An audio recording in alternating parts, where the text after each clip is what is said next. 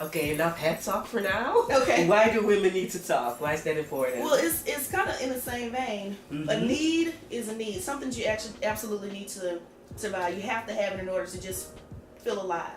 Yeah. And so I think just like for men, receiving oral sex, that's a real need for them, even though it's not a need for women. Even though women like it, it's not a need. Okay. So women need to talk, especially black women, because all over the world, regardless of your ethnic group, all over the world, a lot of times women are rendered powerless and have been oppressed throughout history and even still now. And so we are used to our voices not being heard everywhere. Now, specifically talking about black women, if you think about black women, I don't know what it's like in Europe, but especially in America, we are underpaid. Regardless of how many degrees we have, we usually are making less than people that we work with. And when we're on a job, we usually train people when they come in. Yeah. And we'll see other people move up the ladder, and we're still at the bottom. So, but we still have to hold all of the stuff in. Yeah. Including what I call microaggressions and a lot of other things that we have to deal with in terms of race. So we deal with all this stuff and racism from all different angles, all day, every day.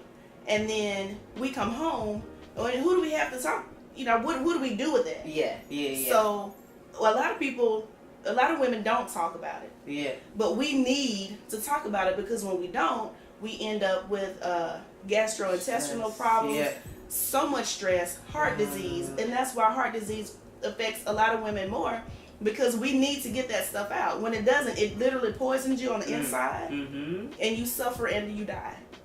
And we need to have a safe space where we can talk about it and not be judged, and not have to risk losing our job, and not have to risk being seen as an angry black bitch, and not have to risk being ostracized in other ways. Because a lot of times the only place that we have where we can just really say what the fuck we want to say is at home. That's all we got. And if I can't say that with my man and know that he is going to listen to me and care about what I think, where do I have to go?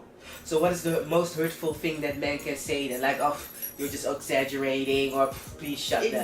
Exactly. Or get over it, or it's not that big of a deal. But and so that's why in the book I'm actually teaching you how to listen. What does it mean to actually listen? Yeah. Because if she needs to talk, you need to listen. And you need to know how to do that. But again, if you really think about it, we never learned how to listen. But think about how many times you've been told that you don't listen, and then think about how many times you've been taught to listen. Nobody teaches you how to listen.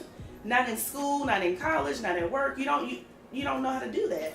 And so in this book, I give you the tools to know how to listen. And it's actually a workbook after each chapter, so you can write down how well do I listen. You can go through the actual all of the different steps of listening.